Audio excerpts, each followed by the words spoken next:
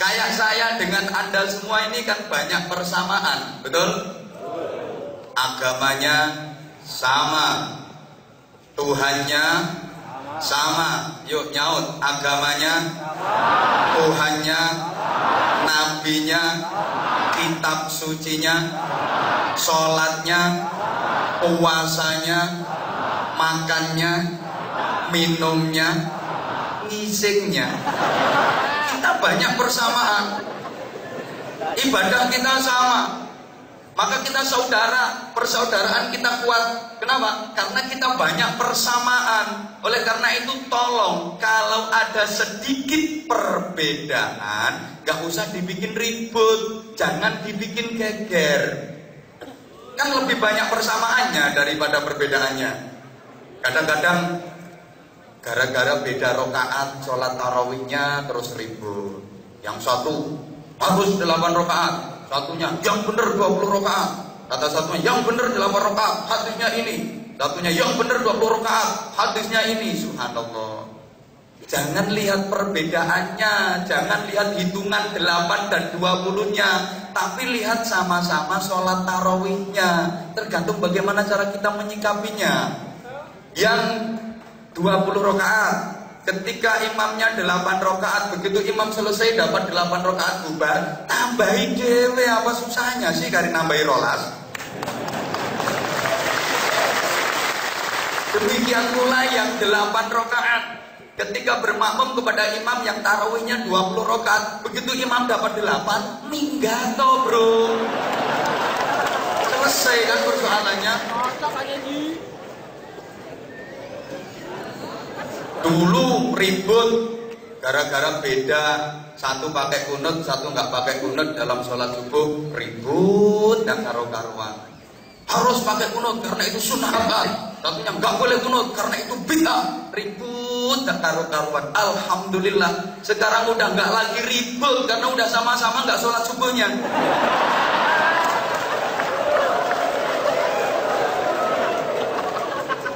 Ya Allah, syura para pembina, ketua dan para pengurus KMI yang saya takdimi, yang sama-sama kita hormati, Mr. Ilang Wome,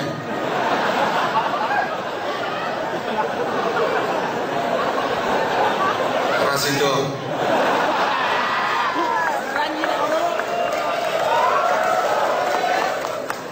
kesawan le, arep tak omongi Mr. Yasirli, hilang wong. Maksudku arep tak omongi aku orang ngerti omonganmu. Aku medendeng orang nyawang awakmu tapi nyawang jilbab abang burim.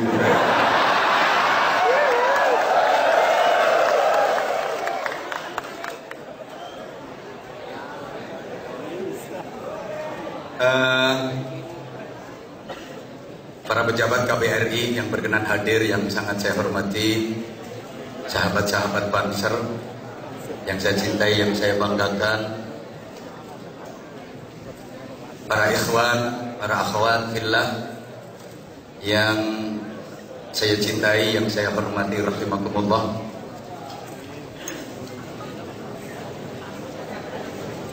Saya bahagia, saya bangga sekaligus salut menyaksikan semangat saudara-saudara saya di negeri ginseng ini yang luar biasa antusias dalam mengikuti majelis taklim hari ini.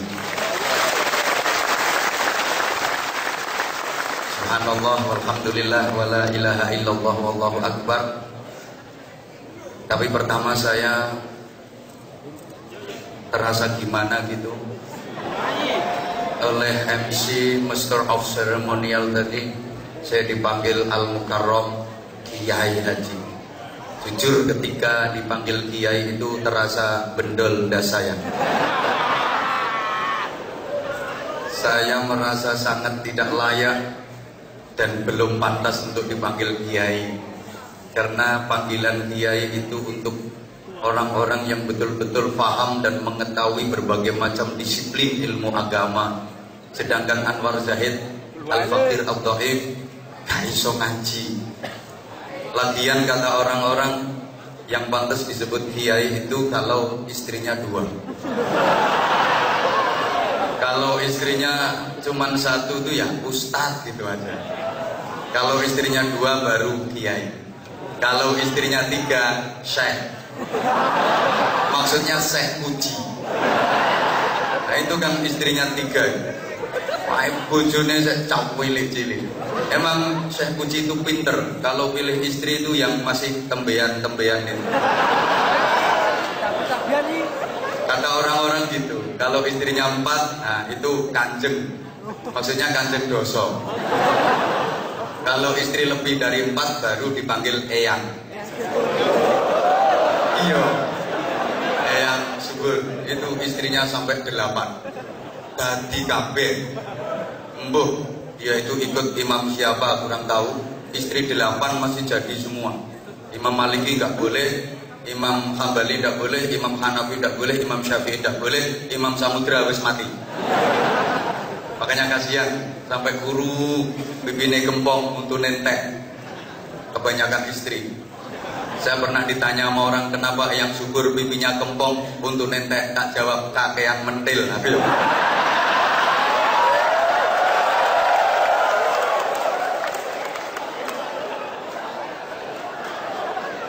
Alhamdulillah, bi'aunillah, biqudratillah, birahmatillah. Saya yang dhaif Anwar Zahid bisa bersilaturahim, bermuajahah bersama saudara-saudara saya yang ganteng-ganteng, yang atas cantik-cantik, Masya Allah. Bahagia, bangga. Mudah-mudahan majelis yang kita ikuti hari ini benar-benar menjadi sarana turunnya rahmat Allah untuk kita semua, menjadi sarana turunnya hidayah untuk kita semua, sehingga hidup dan kehidupan kita benar-benar mendapatkan barokah dan ridha Allah Subhanahu wa taala. Hadirin hadirat, ikhwatal iman, jamaah sekalian yang saya cintai, yang saya hormati, rahimakumullah. Sebagaimana tema yang tertera dalam rangka milad Musholla Al-Iman Yongcheon, kok bener buka kok tulisannya mono. Pererat ukhuwah Islamiyah, tebarkan dakwah, sukseskan pembangunan Masjid Agung Daegu dan Kulhuwaili Kesuwen. Yang pertama, ukhuwah Islamiyah itu sebenarnya hanya merupakan istilah yang berlaku di tengah-tengah masyarakat dan memang diciptakan seperti itu. Ukhuwah itu artinya persaudaraan. Kalau ikhwah artinya saudara. Jadi ukhuwah Islamiyah itu artinya persaudaraan yang diatur oleh syariah Islamiyah. Persaudaraan yang diatur oleh undang-undang agama Islam. Dan memang bagi Allah agama itu ya hanya Islam. Mulai zaman Nabi Adam sampai akhir zaman, agama itu ya cuman Islam. Kalau dalam Al-Quran disebutkan ada Yahudi, Nasrani, itu bukan agama, tapi semacam sekte, semacam kelompok dari keturunan satu bangsa. Kalau agama bagi Allah itu ya cuman Islam. Jadi saya ulang, ukhuwah Islamiyah itu bukan hanya bermakna persaudaraan antar umat Islam saja, tapi lebih bersifat umum. Berarti rumah modelnya itu universal. Arase iso kuyo mek kuwi tok. Iku ngapalno suwengi yo. Bener boga. Sifatnya menyeluruh, mencakup semua persaudaraan. Bukan hanya persaudaraan antar umat Islam saja. Tapi sekali lagi ukhuwah Islamiyah semua bentuk persaudaraan yang diatur oleh undang-undang agama Islam, meliputi semuanya. Kalau hanya persaudaraan antar umat Islam saja, itu istilahnya bukan ukhuwah Islamiyah, tapi al-ikhwan al-muslimun. Sama orang ngerti bahasa Arab. Dan secara otomatis setiap umat Islam itu memang bersaudara. Sebagaimana Rasulullah Muhammad SAW pernah menyatakan, antar umat Islam itu kalbunyanil wahid yashuddu ba'duhum ba'dah. Umat Islam itu seperti satu bangunan yang satu dengan yang lain saling menguatkan, saling mengaitkan. Yang kayak bangunan ini. Jadi ada muslim beton, ada muslim semen, ada muslim pasir, sengireng-ireng, ada muslim kayu. Nah, fungsinya juga beda-beda. Ada yang berfungsi sebagai pondasi, ada yang berfungsi sebagai tembok, ada muslim yang berfungsi sebagai jendela, ada muslim yang berfungsi sebagai atap, ada muslim yang berfungsi sebagai cagak. Nah, cagaknya itu yang sebelah atas itu, mbak-mbak dan ibu-ibu. Rasul menyatakan an-nisa imadul bilad. Wanita adalah tiang negara. Kalau laki-laki kan cuma tiang jalan.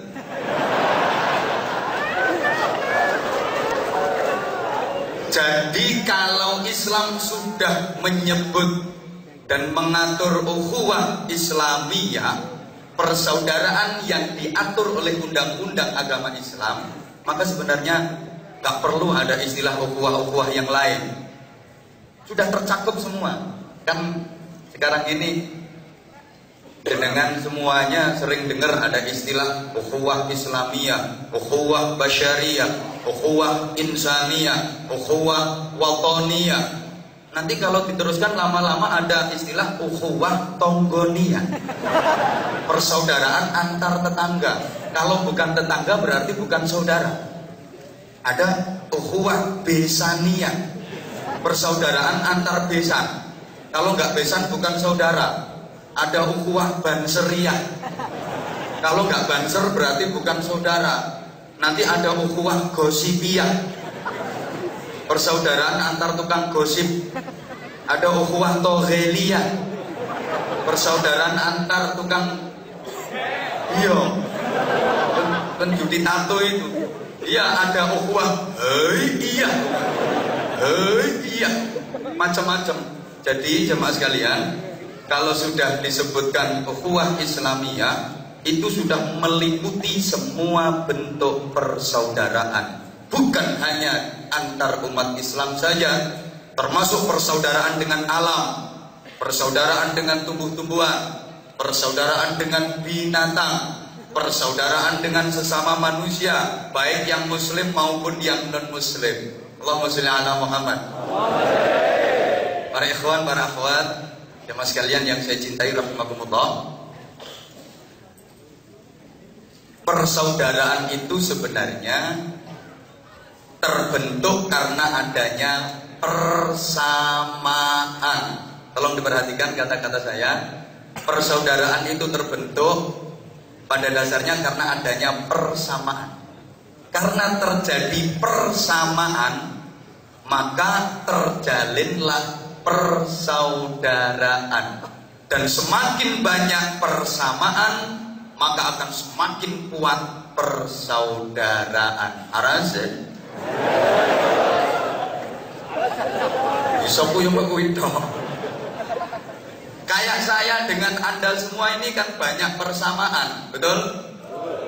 Agamanya sama, Tuhannya sama. Yuk nyaut, agamanya, Tuhannya, nabinya, kitab sucinya, sholatnya, puasanya, makannya, minumnya, ngisingnya.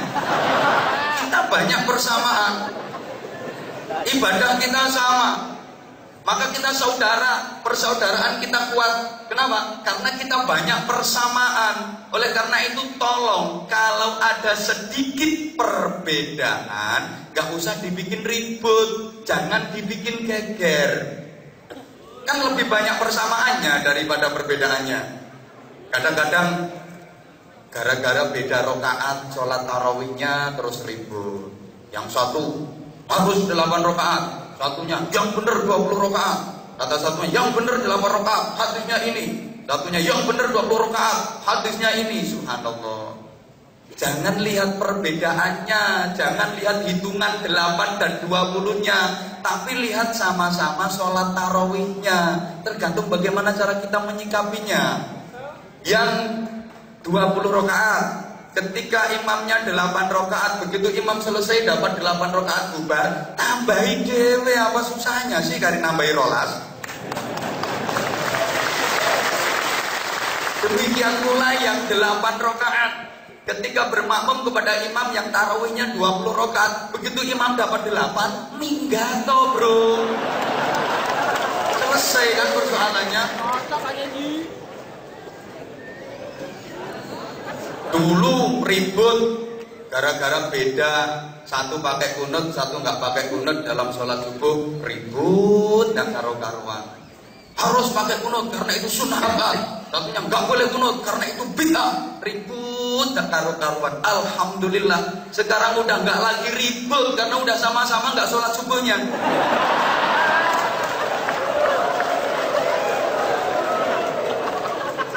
Ya Allah. Saya pernah baca satu buku, ada seorang tokoh besar Muhammadiyah yang dalam ajarannya sholat subuh tanpa kunut. Beliau adalah almarhum Buya Hamka. Kenal?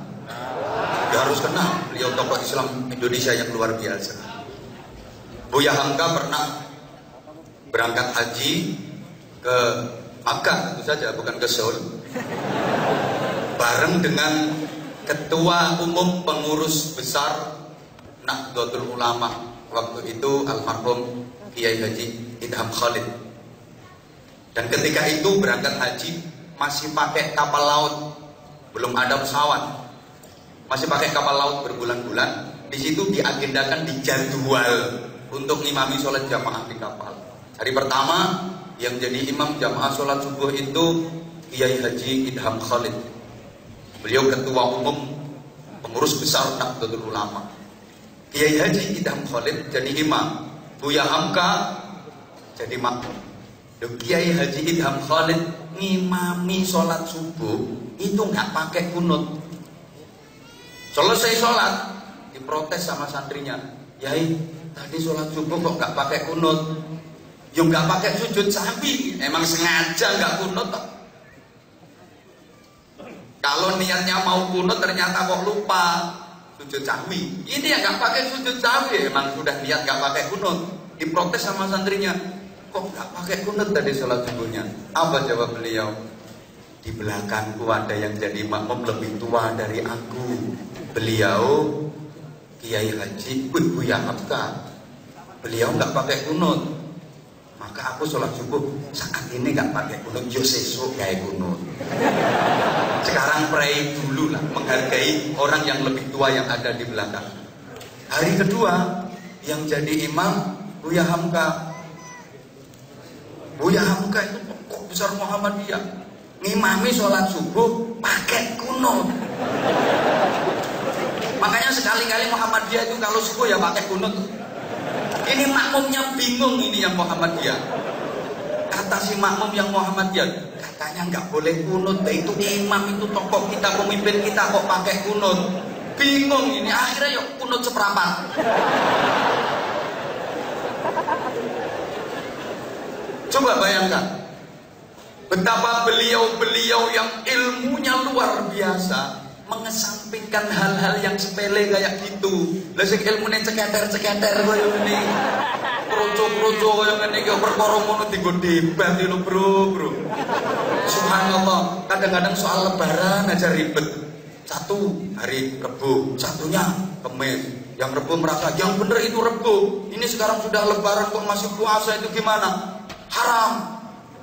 Dari sisi Kamis, yang bener yang Kamis. Ini masih puasa kok. Udah apa? Kata yang Rebo, ini udah Lebaran kok masih puasa, haram. Kata yang Kamis, wong ini masih Ramadan kok udah Lebaran. Subhanallah, ribet. Akhirnya pemerintah memutuskan Kamis.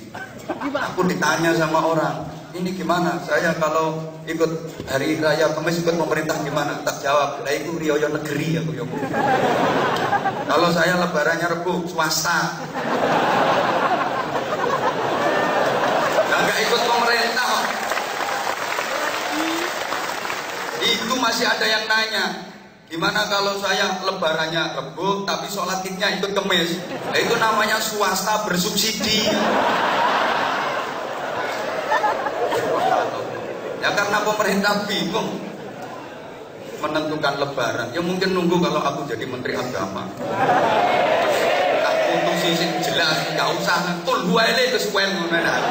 Apa bingung Rebo Kamis dalilnya ini langsung palune tak tutup dok keputusan puasa diulang dari awal. Beres. Ayo pekok kabeh yo ben. Ora usah ribut-ributan. Yang kedua, untuk sidang isbat tahun depan biar gak ribet, yang ikut musyawarah sidang khusus wanita, laki-laki gak boleh ikut, bikin bingung. Kenapa? Karena yang paling paham dan tahu persis kapan datangnya bulan itu hanya wanita.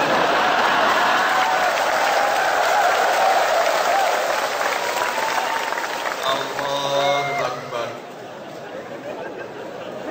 Jadi jemaah sekalian yang saya cintai, saya hormati rahimakumullah, kalau terjadi persamaan maka terjalin persaudaraan. Termasuk subhanallah, saya sempat lupa nanya, ini yang datang sekian banyak ini apa manusia semua? Berarti kita banyak persamaan, kita sama-sama manusia. Oleh karena itu kita saudara. Bahkan dengan musuh pun Al-Quran menyebut sebagai saudara. Ada seorang nabi yang diutus ke kaumnya dan dimusuhi oleh kaumnya. Itu Allah menyatakan dalam Al-Quran sebagai saudara. Wa ila adin akhahum Huda. Dan kepada kaum Ad Allah mengutus saudara mereka yaitu Nabi Hud. Padahal kaum Ad sangat memusuhi Nabi Hud. Seumur hidup Nabi Hud selalu dimusuhi oleh kaumnya. Tapi Allah menyatakan dalam Al-Quran sebagai saudara. Wa ila Thamuda akhahum Shalihah. Demikian pula kaum Samud yang selalu memusuhi dan memerangi Nabi Saleh, oleh Allah juga dinyatakan sebagai saudara. Wa ila Madyana akhahum Syu'aib. Kepada kaum Madian Allah mengutus saudara mereka Syu'aib. Padahal kaum Madian selalu memusuhi Nabi Syu'aib, tapi disebut sebagai akhahum, saudara. Ada satu surat Al-Quran yang sangat ekstrim. Ini dalam beberapa waktu pernah saya sampaikan. Allah memaki seseorang. Bismillahirrahmanirrahim. Tabbat yada abi lahabin wa tabb. Ma aghna anhu maluhu wa ma kasab. Sayasla naran dhata lahbin wa imra'atuhu hammalatal hatab fi jidha hablum min masad. Ini pertama ayatnya tabbat, itu bentuk makian. Dari sisi uluhiyah sebenarnya yo gimana gitu. Artinya tabbat itu meso. Yo gak iso yo kon nirokno. Pokoke nek sampean yo DANCUK aja diwaca. Gak boleh dibaca.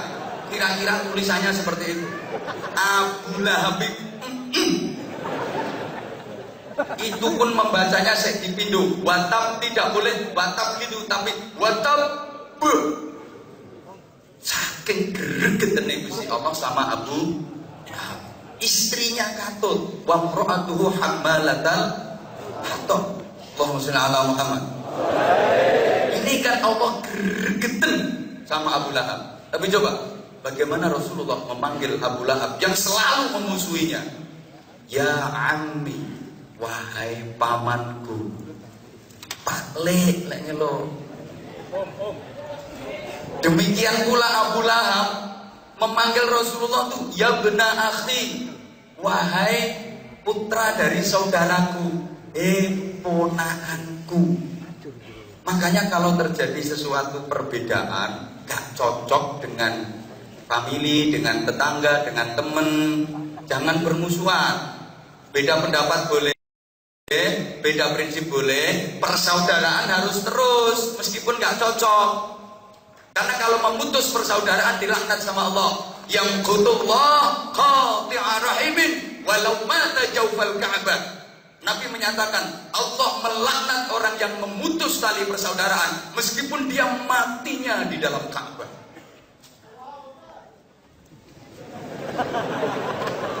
Subhanallah. Dalam hadis lain la yadkhulul jannah qati'ur rahimin. Orang yang memutus tali persaudaraan selamanya enggak bisa masuk surga. Makanya ketika misalnya dengan keluarga kok tidak cocok, nggak apa-apa. Saya memang nggak cocok sama dia, tapi dia paman saya. Saya memang nggak cocok sama dia, tapi dia bibi saya. Anak itu emang nakal, aku nggak senang, tapi dia keponakan saya. Jangan kok gak dulur-duluran ya wis. Apalagi sampai ada yang keliwat, gak dulur-duluran gak lambene wong Jawa biasanya kayak gitu. Orang Abu Lahab saja yang bencinya kepada Rasulullah luar biasa, manggilnya masih ya bena akhi, keponakanku.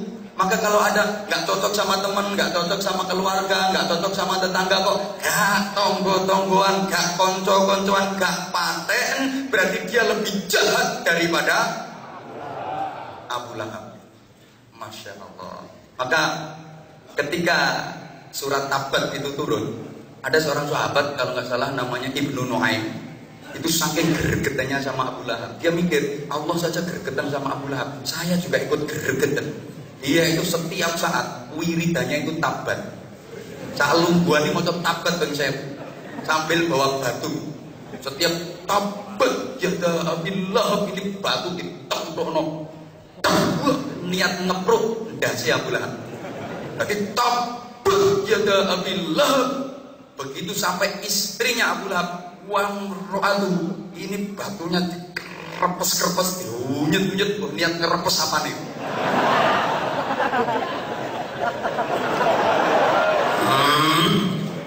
Itu dibaca 1000 kali setiap hari. Satu ketika dia lagi wiridan, tobat juga,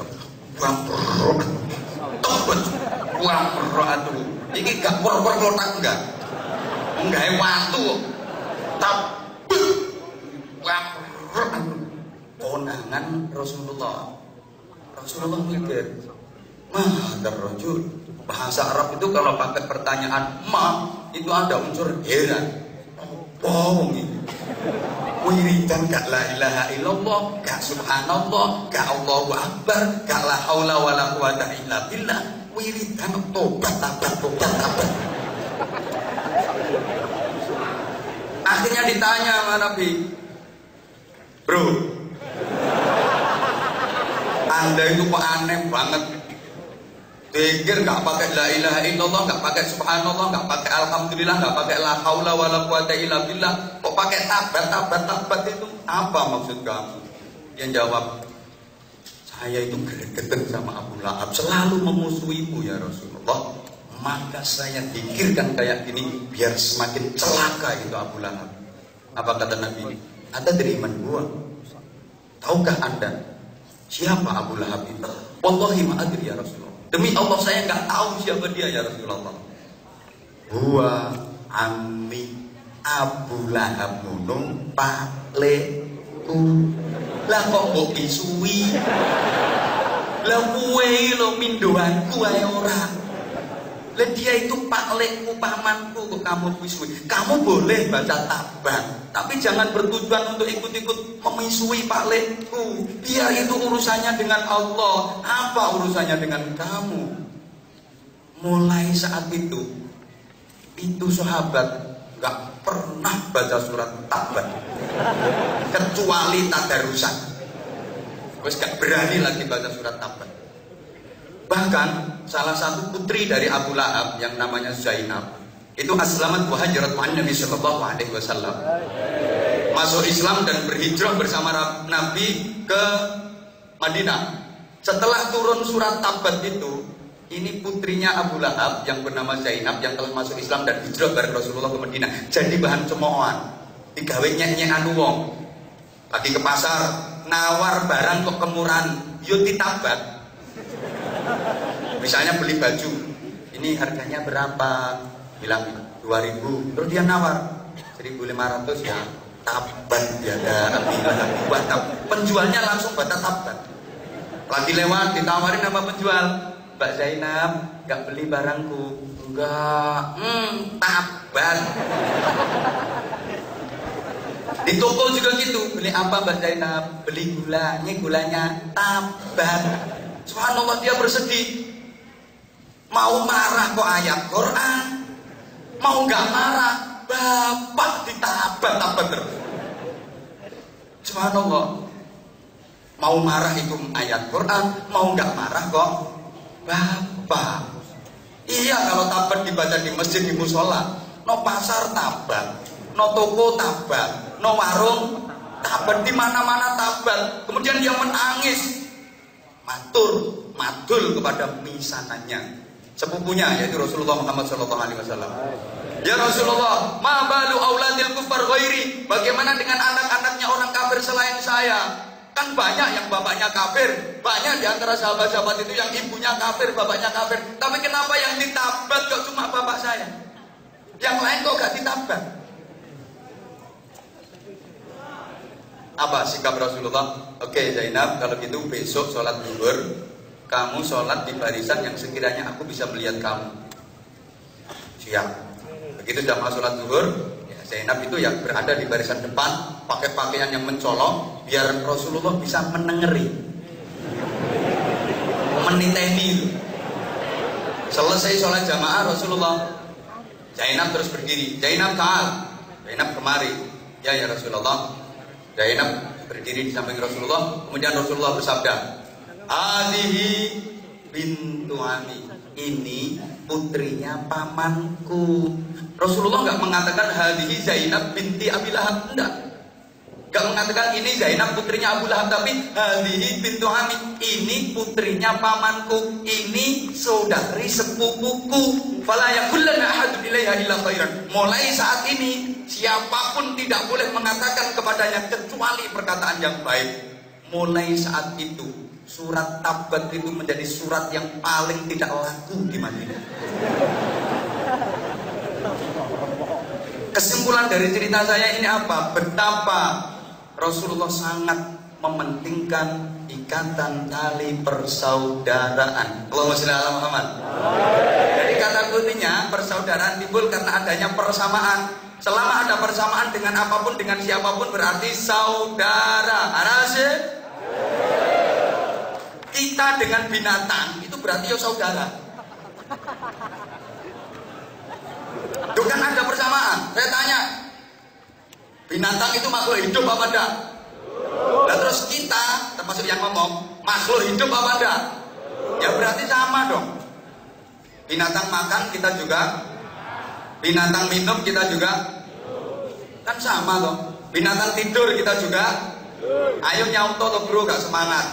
Binatang makan kita juga, kan sama. Binatang minum kita juga, binatang tidur kita juga, kan sama. Binatang rabenan kita juga. Rabenan tuh bahasa.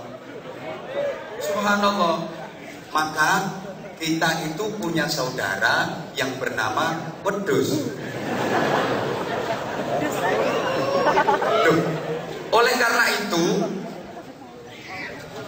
hubungan dengan binatang pun diatur dalam Islam. Allahumma shalli ala Muhammad. Ar-rifqu bil hayawan wajibun. Bersikap lemah lembut, berbuat baik kepada binatang itu hukumnya wajib. Kenapa kok wajib? Karena masih ada hubungan saudara. Loh iya. Jadi kita dengan wedhus itu dulur. Ngono kok ada yang protes. Loh kalau dulur kok disembelih? Loh kan diizinkan oleh Allah. Emang diizinkan oleh Allah? Ya disembelih.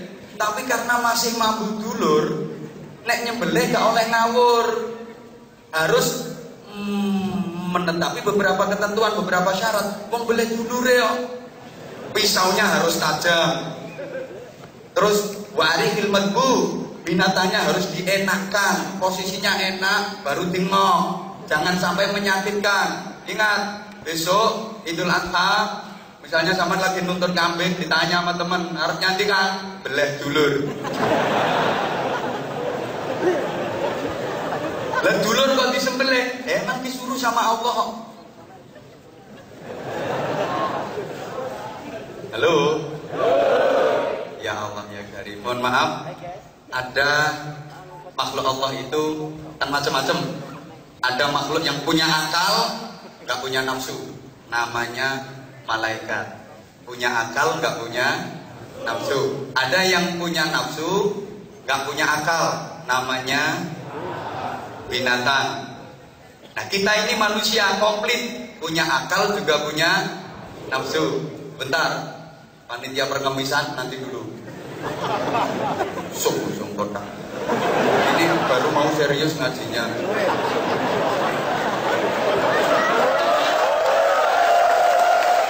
Nah, nanti ada waktunya sendiri. Satu, ada makhluk Tuhan itu yang punya akal, nggak punya nafsu. Namanya lali, namanya malaikat. Maka malaikat itu cerdas. Kalau nggak cerdas gimana, Bang? Akalnya itu untuk menampung firman, sehingga malaikat itu hanya punya akal tapi nggak punya nafsu. Maka malaikat semuanya jujur, malaikat semuanya baik, emang nggak punya nafsu. Malaikat Jibril nggak pernah korupsi ayat. Misalnya disuruh sama Allah, ini sampaikan ayat ini kepada Nabi, wah lihat ini ayatnya bagus, nggak usah sampaikan pek dewe ae, gak ono. Sing korupsi ku mbok sapa ngono. Kalau malaikat Jibril nggak pernah seperti itu. Malaikat Mikael nggak pernah salah dalam membagi rizki.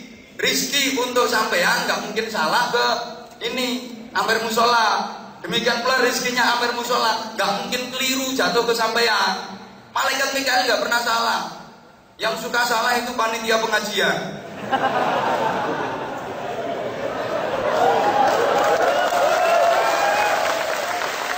Aku tahu soalnya. Bareng tekan omah keliru grup hadroh.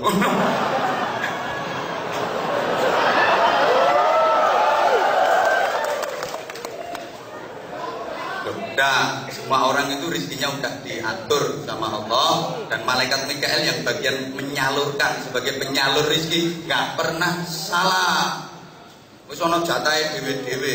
Setiap orang ada jatah rezeki masing-masing. Kerja itu hanya bagian dari ikhtiar. Jangan dipikir kalau kerjanya keras pasti rezekinya banyak. Belum tentu. Wong loro nemen nih lho. Loro nemen wis gak iso apa-apa karep.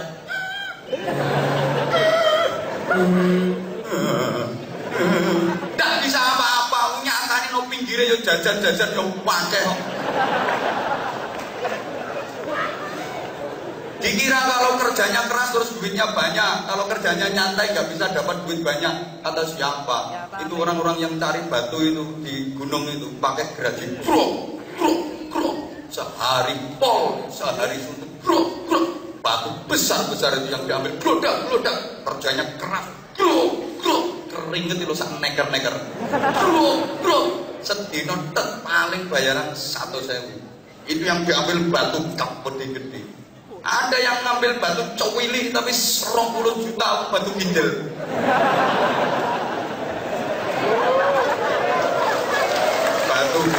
wes. Oke. Terus malaikat Israel juga gitu. Gak mungkin salah nyabut nyawa, gak mungkin salah sasaran. Misalnya ini sebagian dari Amir musola ini ada yang tuh baju putih itu misalnya, terus dicabut nyawanya kok 2 bulan lagi, nggak gue, nggak mungkin salah. Terus sampean misalnya besok dicabut nyawanya, ya besok. Saya misalnya 90 tahun lagi, ya Israel nggak mungkin salah. Karena malaikat itu nggak punya nafsu, maka malaikat nggak pernah dosa. Jadi malaikat itu ada apa ya? Ada dosa kayak apa itu nggak kepingin lah malaikat itu. Kamu pernah dengar ada malaikat minum ciu? Ambok ono bokong kau, wedi malaikat itu serang ujung lere. Mesin biasa pelora-pelora aku tau ngamun. Loh iya emang malaikat itu udah punya nafsu, dia hanya punya akal. Sehingga malaikat itu ya gak tahu gojlok-gojlokan, tahu tugasnya masing-masing. Misalnya malaikat Jibril lagi lewat, tahu malaikat Israfil yang tugasnya niup trompet itu. Jibril yang gak pernah gojloki, fel. Rep tahun baruan kok buat trompet. Nah, gue emang gak punya nafsu, hanya punya akal. Saya tanya, tolong dijawab. Halo. Aku takut jawab ya. Taman seneng di kenal wong, ambek kenal malaikat nu seneng di. Hah? Seneng kenal wong. Wong karo malaikat itu lebih mulia wong, lebih mulia manusia daripada malaikat. Malaikat pantes gak pernah dosa. Emang gak dikasih nafsu. Gak duwe birahi, gak duwe nafsu. Kita wong utang mulus-mulus putih. Kebelak seorang ngiler. Gak duwe nafsu. Ada sampai anak urut cewek Korea sing sak mene-mene. Masalah ngasih ke malah ngene. Ya Allah, ya Allah. Satu, udah. Yang kedua, cukup dah ini waktunya nak. Ya tolong nyumbang biro ini. Ini kono lelangan ya. Dua, kalau binatang itu punya nafsu tapi nggak punya akal, maka kehidupan binatang itu yang monoton. Dia hanya punya nafsu tapi nggak punya akal. Maka dalam dunia perkewanan nggak ada perkembangan, nggak ada kemajuan. Suruh bikin pakaian nggak bisa, makanya sampai saya ini gak ono, pedet katoan gak ono. Dalam dunia binatang itu nggak ada kemajuan, nggak ada perkembangan. Siapa yang pernah WhatsAppan sama garangan? Konfes bukan ya nggak iso. Jadi pauan cet gak mulai dulu sampai sekarang sampai kapanpun kehidupan binatang itu ya kayak gitu. Suruh baca aja nggak bisa. Emang sama Allah dibikin seperti itu. Kalau binatang bisa baca, gawat. Misalnya ada kambing bisa baca. Wih, anak kambing lagi lewat di depan warung. Situ ada tulisan jual sate kambing muda. Nangis terus.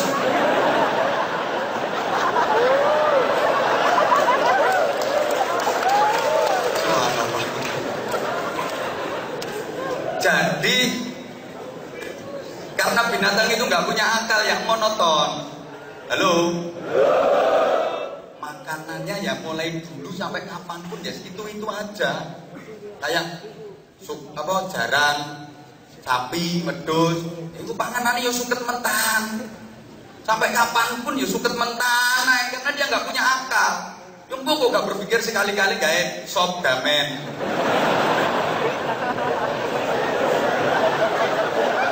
Apa gawe tongseng tebon. Nggak iso. Apa iki?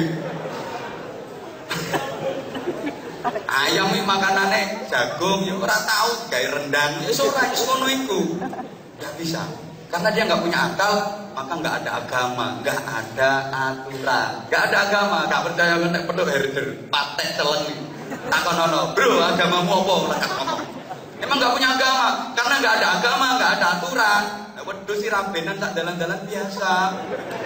Wedhus lanang ketok, wedhus wedok celingkring atau biasa, nggak ada agama. Makanya apa nono TKI? Kok karek pacaran tengah jalan pacaran tak dalan-dalan karo sing model dukur-dukur ngono kae. Berarti lebih hina daripada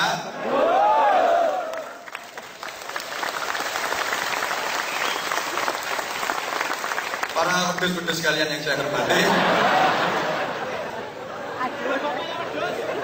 Subhanallah. Lah namanya wedhus gak punya akal loh. Dia kencing sak dalan-dalan ini biasa, gak ada agama, gak ada aturan. Ngoyo tur. Mari wis gak ada cewek. Ngono kadang-kadang ditiru karo wong. Ngoyo yo tur tanpa cewek. Ceweknya pakai obat, maksudnya obat tabir.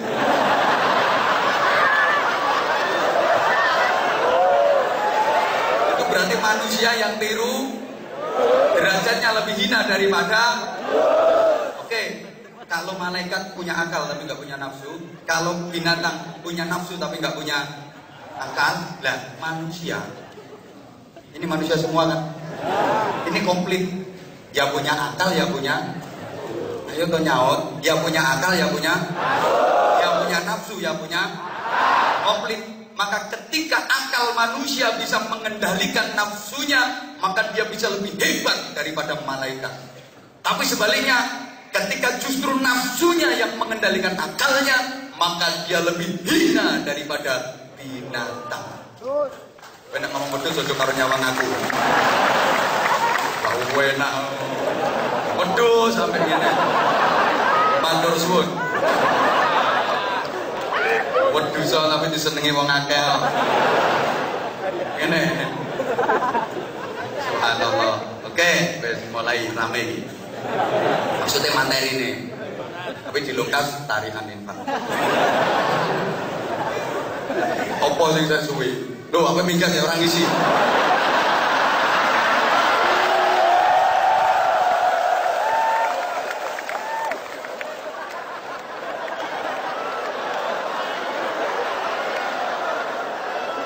Ya wis, aku kudu ngoyo. Tapi cewek lho ya. Mas gak cewek kok. Lagi berarti kayak contoh dipraktekno. Ojo rame-rame sana sing dukur. Wes, ku bisa. Dan kalau akal manusia bisa mengendalikan nafsunya, maka manusia bisa lebih hebat daripada malaikat. Kenapa? Karena akalnya divariasi dengan keindahan nafsunya. Nafsu itu bisa jadi indah kalau dimodifikasi oleh otak, oleh akal. Malaikat itu cuma punya akal, nggak punya nafsu. Jadi monoton juga. Malaikat itu kalau zikir, kalau baca Quran, kalau tasbih, kalau sholawat, ya gitu-gitu aja. Wis pancet, datar, tanpa lagu, tanpa nada. Semua sama. Bahkan malaikat yang ditugasi untuk sujud, ya mulai diciptakan sampai akhir zamannya sujud toh. Suruh rukuk tidak bisa itu malaikat. Bisanya cuma sujud toh. Tak iso. Kon koyo sampean iso entul-entul jadi tuli-tuli gobek-gobek ora iso. Jadi malaikat juga heran itu kok bisa entul-entul jadi tuli-tuli gobek-gobek. Lah saya kok hanya nyosot terus. Ya emang dia nggak bisa, bisanya cuma sujud itu toh. Malaikat yang tugasnya zikir ya zikir dan zikirnya seragam, sama kayak gitu semua. Kalau kita kan enggak, karena akal kita divariasi dengan keindahan nafsu. Bisa indah, pakai nada, pakai lagu. Coba, kalau malaikat semuanya sama kok zikirnya. Kalau kita enggak, adzan Mekah sama adzan Jawa, sama apa beda? Beda. Adzan Mekah kan enak, sing Allahu Akbar, Allahu Akbar. Coba ada tempat Jawa. Ponorogo. Allahu Akbar.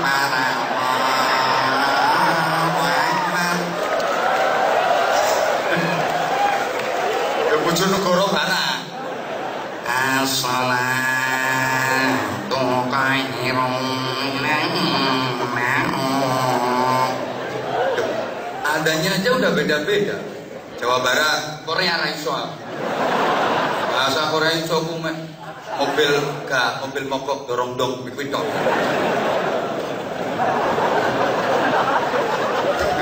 Liyane gak iso. Adanya beda-beda. Hayya 'alal falah. Ada yang kayak gitu ana sing modele hayya 'alal falah. Macam-macam.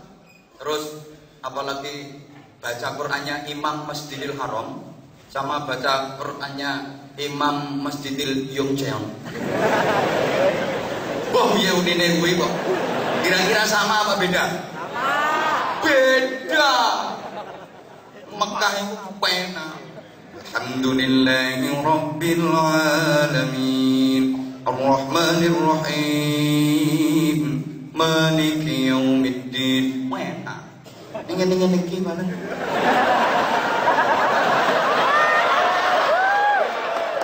Ayo manggelo tak dukno pisan. Nek di loke ini merupakan spirit motivasi. Aku kudu enak saiki ngaji. Semangat. Untuk ini biasa. Saya dulu juga gitu di loke. Ceramah kok kayak gitu. Saya bisa tekan Korea.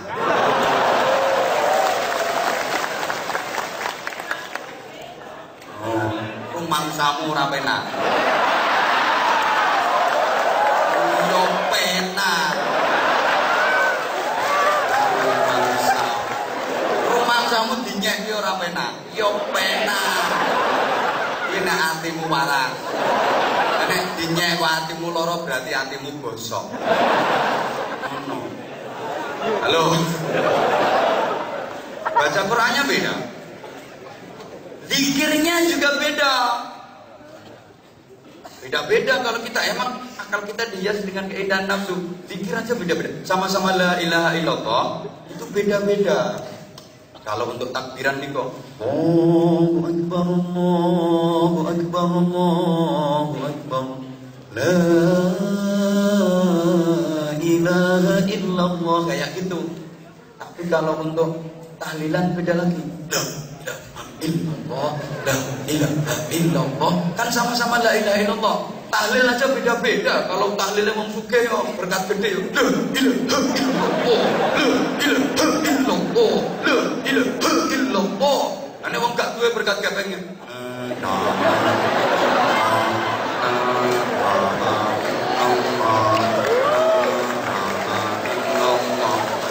Beda. Ono maneh sing modele la ilaha illallah, la ilaha illallah, la ilaha illallah, Muhammadur Rasulullah, la ilaha illallah, la ilaha illallah. Sono sambutane. Mari sama-sama jenazahnya almarhum Mbah Suripto kita antar ke makbarah. La ilaha illallah, la ilaha illallah. Pikirnya beda-beda. Sama-sama la ilaha illallah, lagunya seje-seje. Sholawatnya beda-beda. Ini manusia. Indonesia luar biasa. Banyak grup-grup sholawat. Fan-fan sholawat luar biasa. Sewenang aku bangga dengan Indonesia. Bahkan sholawatnya bukan hanya Allahumma sholli ala Muhammad. Ngantek padang bulan, padangi kaya dino, ambek terbangan. Malaikat apa iso kok ngono? Rembulan sing awe-awe. Apa tuman kowe bulan kok awe-awe? Canggih. Joy canggih. Indonesia canggih. Allahumma sholli ala Muhammad. Biar sekarang dikatakan bid'ah macam-macam dilok-lokin. Oh sering saya sampaikan. Sholawat ya sholawat. Ngapain sholawat kok yang padang bulan, yang pakai ngeplaki terbang macam-macam. Kuping keri krungu asline. Tapi tak bilangin orang-orang itu lek dilok ngapain ngeplaki terbang, jawab timbang ngeplaki dasmu. bener. Nyatanya akhlaknya api-api kok. Pernah dengar ada tawuran antar grup sholawat? Ndak ono. Ono grup sholawat kok ngombe ciu. Ndak ono. Akhlaknya api-api kok. Senengane musil lah. Aminnya juga beda-beda. Amin itu beda-beda. Kalau malaikat amin itu sama, seragam. Makanya ketika sampean sholat berjamaah, tahu jamaah apa teman jeburis-jeburis. Tapi insya Allah akeh manusia-manusia yang insaf ini. Malaikat. Iki jangan partai masuk jeburis-jeburis ini digelem tekon. Rangiro. Ora mungkin. Rumangsamu gelem teko. Ayo ora ngarah teko. Sakingane sing ngaji padha jemburise. Dan ketemu golone makane gelem budal. Allahumma sholli ala Muhammad. Subhanallah. Siapa yang sholat berjamaah ketika imam selesai waladhdallin terus baca amin kok bareng dengan aminnya malaikat, diampuni semua dosanya. Malaikat itu amini wis ngono iku modele kayak gitu, enggak variatif. Nah kalau kita kan ya tergantung lagune imam toh. Nah imam lagune waladhdallin amin.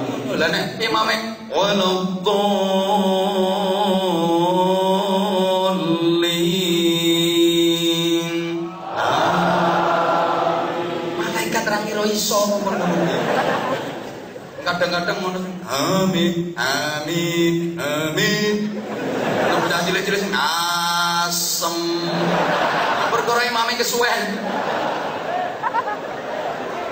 Sama-sama amin itu mengamini doa itu lagunya juga beda-beda. Kalau doanya mantep kayak Ustadz siapa tadi? Itu ya amin amin amin amin ya Allah amin. Ada dongane singkat. Coba dongane ketahuan. Seorang ngerti karepe ndonga sak kaitane amin amin amin mantep suwe-suwe mudah mudun ta amin lama-lama gak kuat nyonggot tangan tumpangna dhuwur kuku ambek itu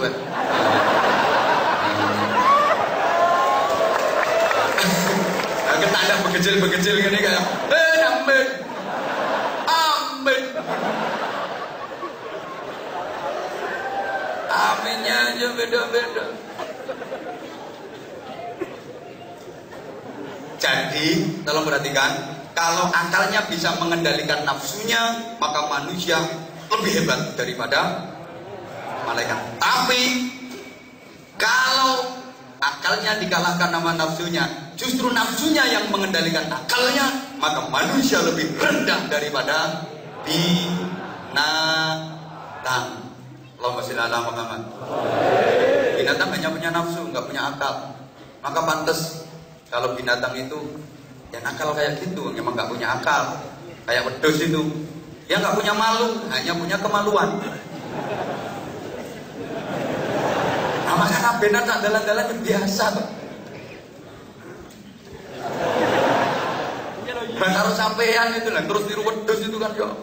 Nah, karena binatang itu nggak punya akal, maka nakalnya itu ya pacet kayak gitu. Mulai dulu nakalnya ya cuma kayak gitu, nggak variatif belas nakalnya. Wedhus sih nakalnya paling-paling yang merusak anggrek. Ya, kucing ini paling-paling nakalnya ya nyolong pindah. Gak iso kon nglakoni nakal liyane gak iso. Yakin pinter sampean.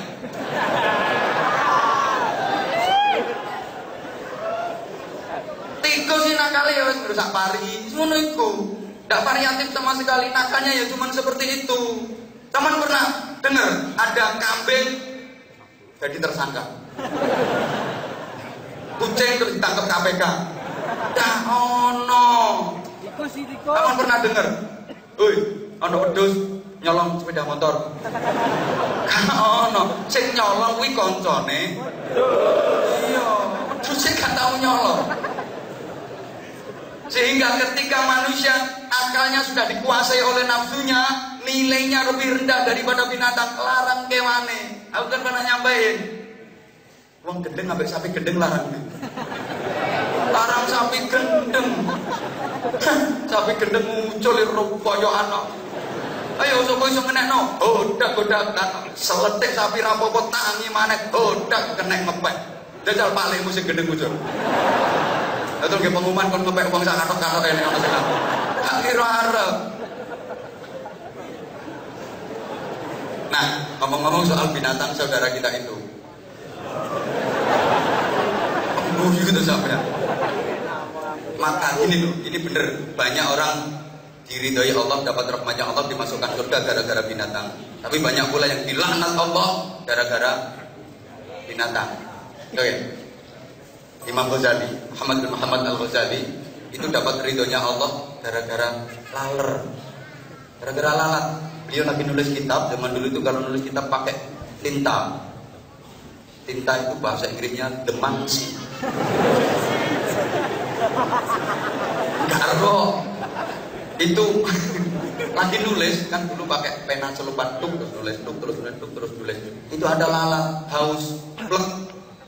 Subhanallah. Ini lalat sut nyedot ini tinta diminum. Ini Imam Ghazali berhenti nulisnya, nunggu sampai lalat ini kenyang. Begitu lalat ini mabur pun mau nulis, koncoe teko, plek melu pisan. Nyut. Imam Ghazali nggak mau ganggu ini lalat, padahal lagi nulis kitab loh ini. Biarkan kenyang dulu. Ya diem, bahkan nggak gerak, takut kalau gerak nanti lalatnya sungkan, terus mabur. Apa ini haus, ini kenyang, mabur. Mau dicelupin, tekon nih koncone, plek, suwengi lo nggak nulis. Perkara laler lo gentenan. Laler biasa, laler nggak biasa. Lo gara-gara welas sama laler itu. Ya rahmati Allah, dapat ridhonya Allah. Masih ingat kisah seorang perempuan, mohon maaf, nakal, yang istilah kerennya pelacur, yang tempeli alat mancur. WTS pada titip senjata itu. Katanya orang-orang balon yang bayar dapat kelon itu. Itu kan itu perempuan nakal, dia habis melayani tak dapat berapa laki-laki. Kecapean melaku saya sampai hek. Menengok. Bayang dewa. Di tengah padang pasir dia jalan panas berkaru-karuan, tengah padang pasir haus lapar, hampir semaput dia, hampir nggak sadarkan diri, saking laparnya, saking hausnya. Kuasanya Allah di tengah padang pasir itu ada satu pohon yang rindang, dia tertatih-tatih berjalan ke situ, di bawahnya itu ada lowongan. Apa bahasa Indonesianya ini ya? Lubang itu terus selesai gagak kok ya. Dan di lowongan itu ada air, ya semacam sumber kecil itu loh. Ada air, sok meneng dia. Ini aku bisa minum. Yang mau ngambil air itu untuk diminum, itu di samping sumur itu ada anjing. Sorry, aku ngomong anjing kalau nyawang sampean ya. Itu kejet kosel-kosel karena kehausan hampir mati. Kemudian dia lepas sepatunya, dia turun ke lubang itu, dia tidur. Air itu, sekolah yang sepenting sama paham lah wes. Dia tidur air itu dan diobekkan, diminumkan ke anjing yang lagi kecil-kecil yang kosel-kosel tadi. Begitu dapat minum, ini anjing terus seger, lari, dia ngalak, gak minum demi kasih minum anjing. Diterima tobatnya sama Allah, diridhoi Allah gara-gara ngekei ngombe asu. Apa maneh ngekei ngombe aku?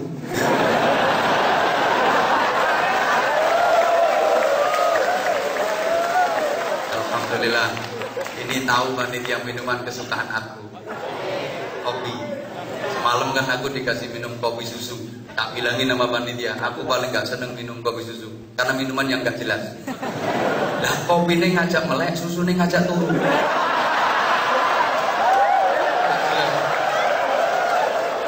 Nah, kalau ini kan jelas memang ngajak melek.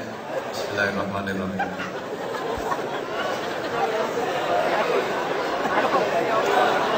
Kopi Korea ini modelnya ini.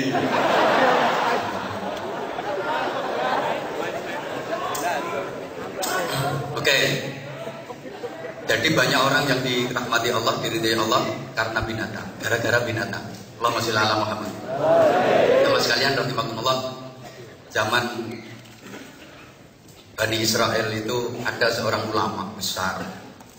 Dia lagi jalan, dicopot semut kakinya, cedik, tersinggung. Lama dicopot semut, semut wani nyokot ulama. Dia tersinggung, semut asem ini. Semut itu berani-beraninya nyokot sikilnya ulama. Dia marah, akhirnya ambil pelepahnya kurma itu, bahasa Jepangnya debelara. Ambil yang kering terus dibakar itu. Omae semut itu dibakar. Dia langsung dapat teguran keras dari Allah. Kamu berbuat dolim. Kenapa ya Allah? Lawang yang gigit kamu cuman semut satu, kok semut sak kampung kok bakar semua itu. Saya nyokot ini semut siji, lo kok semut sak kampung kok obong kabeh. Yang kedua, yang berhak menghukum pakai api itu cuman aku, yang lain nggak boleh. Akhirnya dia gara-gara dolim sama semut itu dihukum Allah, suruh tobat sampai 3 bulan terus-menerus baru diterima tobatnya. Jadi banyak yang dapat ridha Allah karena binatang, banyak yang dimurkai Allah juga karena binatang. Allahumma sholli ala Muhammad. Ada seorang perempuan yang masuk neraka gara-gara kucing. Dia habis goreng pindang, kalau cerita zaman sekarang kayak gitu. Habis goreng pindang, pindangnya ditolong kucing. Dia marah, itu kucing dikejar-kejar, ditangkap terus dikerangkeng. Beberapa hari gak dikasih makan sampai kucing itu mati. Kelaparan. Dia dimasukkan neraka gara-gara kucing. Ya Allah. Emang kadang-kadang antik kayak gitu. Pernah dengar ceritanya Imam Hatim Al-Asyam. Namanya Kiai Hatim Al-Asyam itu julukan. Yang tuli, sebenarnya nggak tuli, ulama kok tuli. Enggak. Itu dia diangkat oleh Allah jadi wali. Ceritanya kan gara-gara gini. Hatim Al-Asyam itu punya toko, kalau zaman sekarang ya kios, toko peracangan itu. Punya toko peracangan. Nah, satu ketika ada seorang cewek yang cantik, payu, cara kene nundi. Oh, no.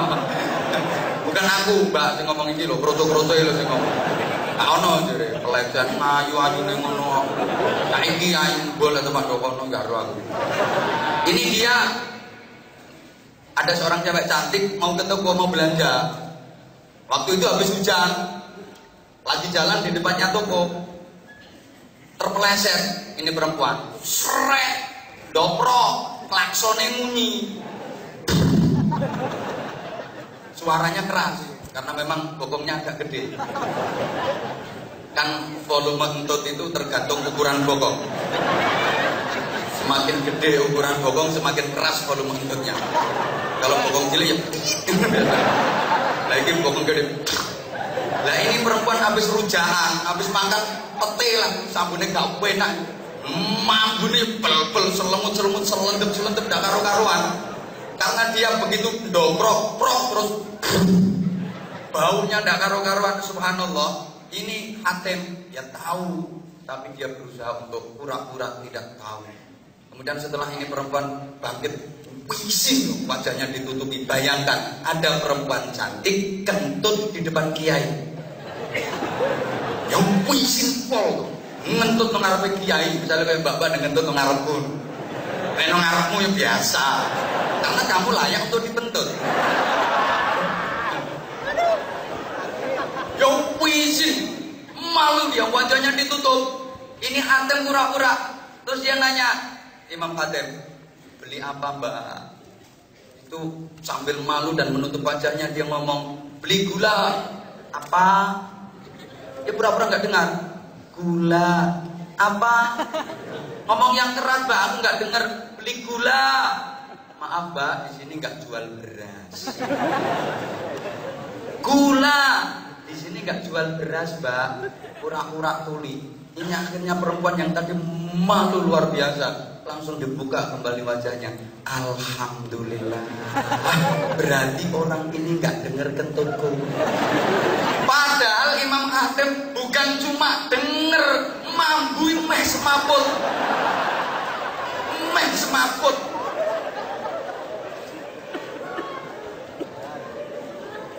Tapi karena dia menutup kemaluan,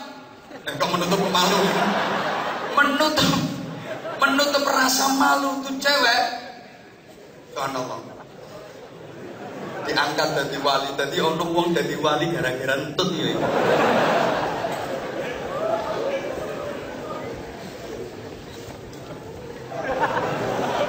modelmu kaya gak percaya itu. Ini serius ini. Buyumu gak enak.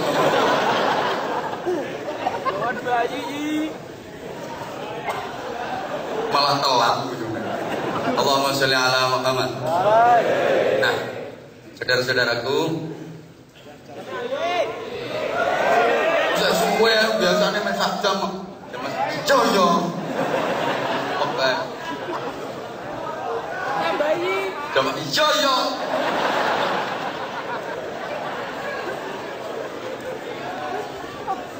Saudara sekalian yang saya cintai, yang saya hormati rahimakumullah.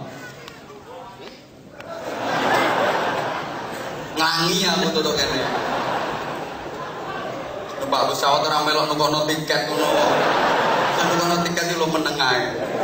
Ora melu numpak ning rewel banget.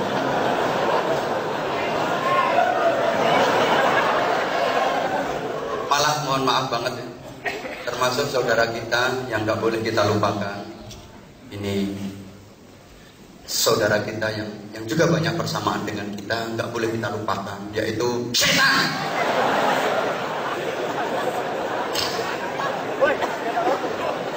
Kaget yo ben kita dengan setan itu mampu dulur.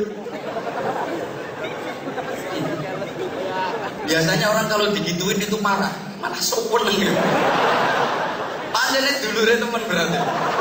Loh iya, loh kita sama setan itu ya punya persamaan. Ya sama-sama makhluk jelas, sama-sama makhluk jelas. Binatang juga makhluk, setan juga makhluk, ya tumbuhan juga makhluk, jin juga makhluk. Tapi manusia kan yang paling baik, paling bagus dari makhluknya Allah. Makanya ada lagu makhluk Tuhan paling seksi. Kamulah makhluk Tuhan yang tercipta yang paling seksi. Lu bojone koncoku. Kandhane Ahmad Dhani koncoku iki. Ngono. Wis to, kita dengan setan itu dulu. Satu ketika ada seorang sahabat lagi ngaji bareng Nabi, dia angop. Apa bahasa Indonesia angop itu? Ya, dia menguap kayak lambe bumi. Begitu dia menguap itu dia ngomong, "Ta'udz syaitan." Kurang ajar ini setan. Sambil ngomong, kurang ajar setan. Langsung ditegur sama Rasulullah. La taqul kadzalik. Kamu jangan bilang gitu. Kamu jangan memaki setan. Karena memaki itu pekerjaan setan. Lah kamu kok memaki? Berarti kamu melakukan sesuatu yang itu merupakan pekerjaan setan. Walakin istaiz billah minasyaitonir rajim. Tetapi kamu mintalah perlindungan, mohonlah perlindungan kepada Allah dari godaan setan. Jadi kita itu gak bisa mau melawan setan, itu gak bisa. Kita cuma punya hak untuk mohon perlindungan kepada Allah dari godaan. Kamu sampean kok mau melawan setan, jelas gak bisa. Setan itu selama hidupnya punya prestasi dan reputasi yang luar biasa.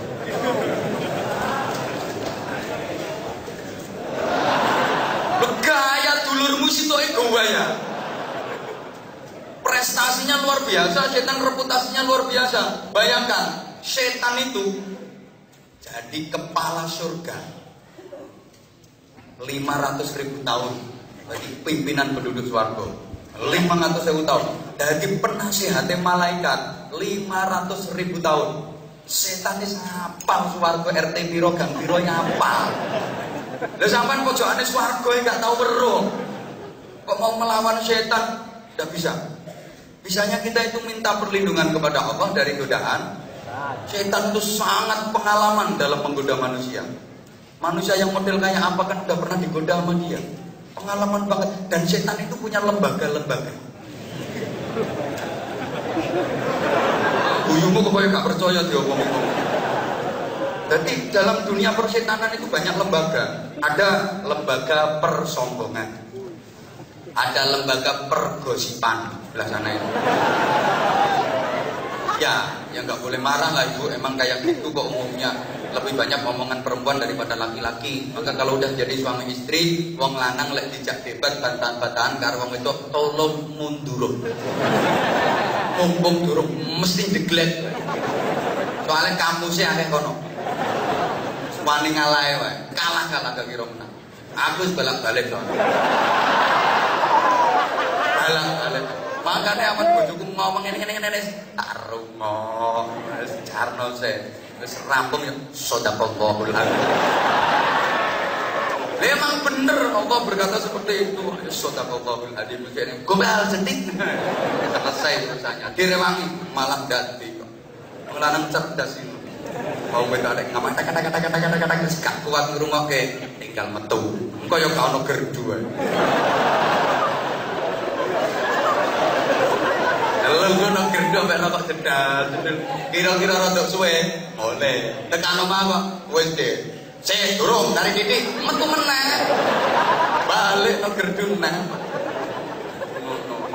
Rada suwe, balik mulai. Wis de, wis katok. Ya wis.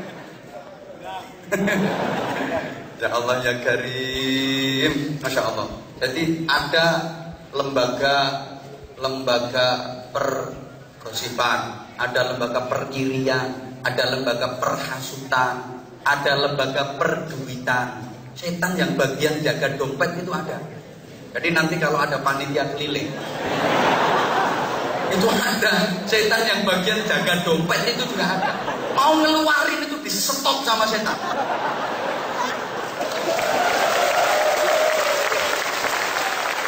Maka nanti kalau panitia keliling yang gak ngasih berarti itu temennya. Bukan hanya itu, kalau dia di stop kok masih tetap dia ngambil, itu setan gak kalah trik. Setan masih punya trik. Mau ngeluarin yang gede sama setan dibalik kayak ojo gede-gede. Maka nanti kalau di dompetnya ada duit gede tapi yang dikasihkan kok yang kecil, itu juga berarti temennya. Maka biar gak kalah sama setan, berapapun yang ada di dompetmu ambil semua, lebokke kabeh. Insya Allah mulihmu melaku.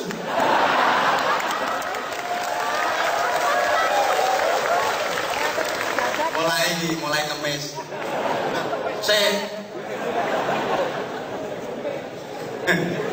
Ya Allah, setan itu kayak gitu. Aku tak ngerti. Ya wes. Allahumma sholli ala Muhammad.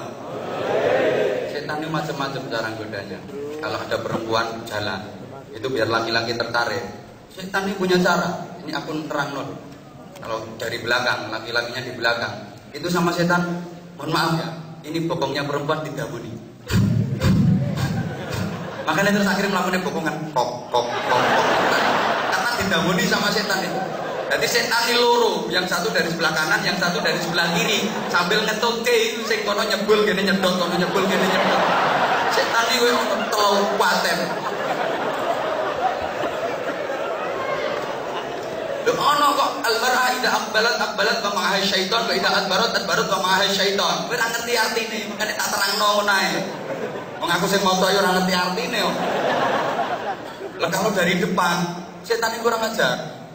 Kalau dari depan itu perempuan caranya goda gimana? Dilunggui sirahe.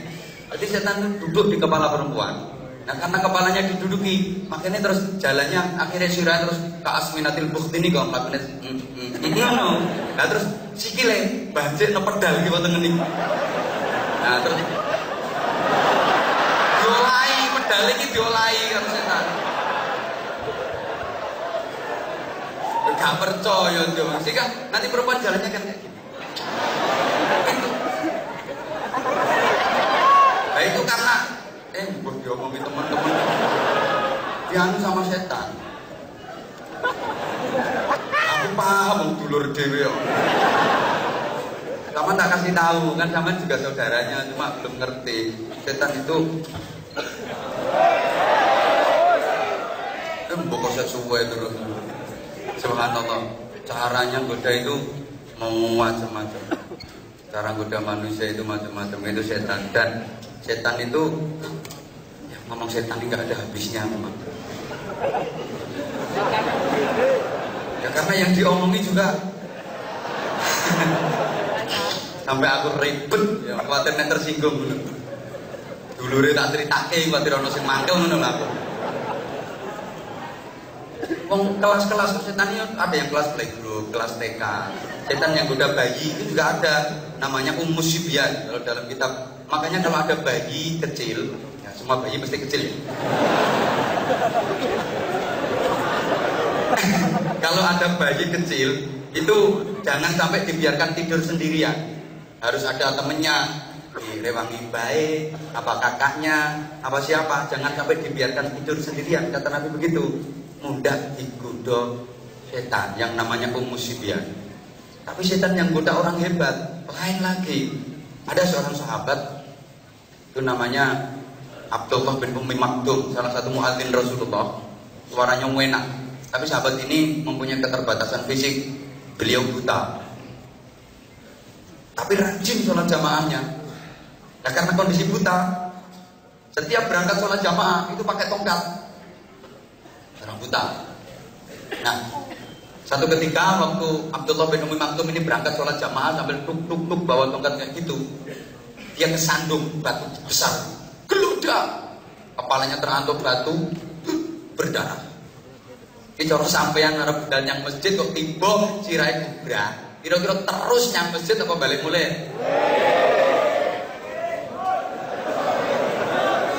Umpama sampeyan ngono lho. Arep nyang masjid durung tekan nggon kok tiba gludak sirahe bocor, terus ke masjid apa pulang? Hebat berarti terus ya weh. Terus mulai ya maksudnya kan gitu. Terus mulai. Ini Abdullah bin Ummi Maktum lanjutkan berangkat ke masjid, dia langsung kejedek, nggak cari betadin, waktu itu belum ada betadin. Dia dibersihkan ini tetap sholat jamaah bareng Rasulullah. Akhirnya setan-setan itu musyawarah. Ini gimana ini cara goda orang ini? Ya Allah. Terus hari berikutnya mau berangkat ke masjid, tetap berangkat jamaah dalam kondisi kepalanya habis bocor itu. Mau berangkat itu di tengah jalan itu ada yang nyegat. Assalamualaikum. Salam. Mau jamaah kek?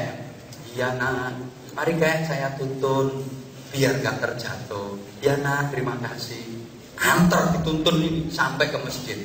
Begitu sampai ke masjid, ini kan yo terus Abdullah bin Maktum, nah kamu baik banget. Nuntun wong jamaah itu baik apa baik? Nuntun orang berangkat jamaah itu baik apa baik? Tolong dipegang kata-kata saya. Itu baik. Begitu sampai ke masjid, ini Abdullah bin Maktum berkata begini, nah kamu baik banget, terima kasih udah nuntun saya sampai ke masjid. Ini saya punya kurma, kamu ambil. Enggak kak, enggak, saya enggak. Saya nuntun, saya ikhlas kok. Ikhlas itu baik apa baik? Baik. Hari ketiga, begitu mau berangkat sholat jamaah di tengah jalan, dicegat lagi, kayak mau jamaah kayak, iya nak, mari kayak saya tuntun biar gak terlambat.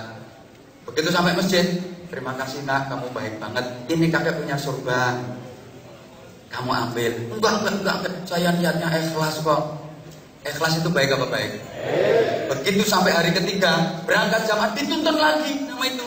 Begitu sampai ke masjid, terima kasih nak, karena kamu kemarin tak kasih korma ndak mau, tak kasih surban juga ndak mau. Kamu udah nuntun saya selama 3 hari. Saya doakan mudah-mudahan kamu dapat ridho Allah. Enggak kek, saya enggak mau dapat ridho Allah kek. Enggak kek. Ini penasaran. Tanda tangannya ke Abdullah bin Maktum. Cek. Sebentar. Kamu itu aneh. Tak kasih kurma kamu ndak mau. Mungkin bapakmu jeragan kurma. Mungkin ayah kamu bos kurma. Pantas wajar kamu nggak mau tak kasih kurma. Terus kemudian tak kasih surban kamu nggak mau, ya wajar lah. Mungkin ibu kamu penjual surban. Tapi ketika tak doakan mudah-mudahan dapat ridho Allah, kamu kok enggak. Kamu itu sebenarnya siapa? Saya setan kayak. Dari dia itu setan. Lah Abdullah bin Ummi Maktum kan heran. Kalau kamu setan, harusnya kamu kan goda saya. Mengapa justru kamu malah nuntun saya untuk pergi sholat jamaah? Itu melanggar perda.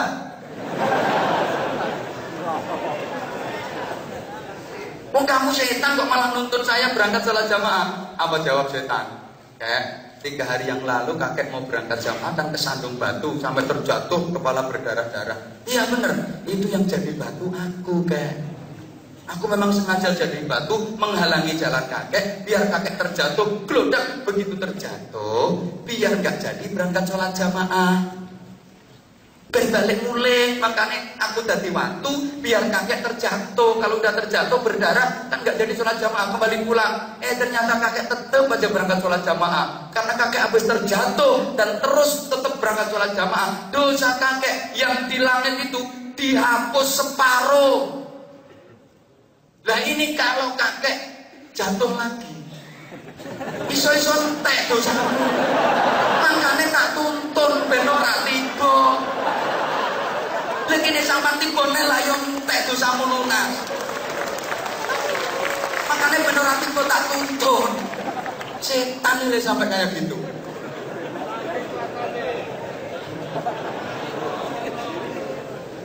Ono setan sing bagian budok wong wudu, akhirnya dibikin was-was.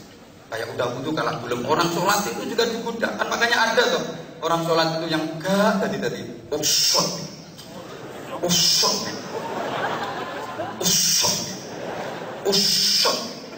yang lain udah jalan waduh dene usal, usut, bahkan udah takbir aku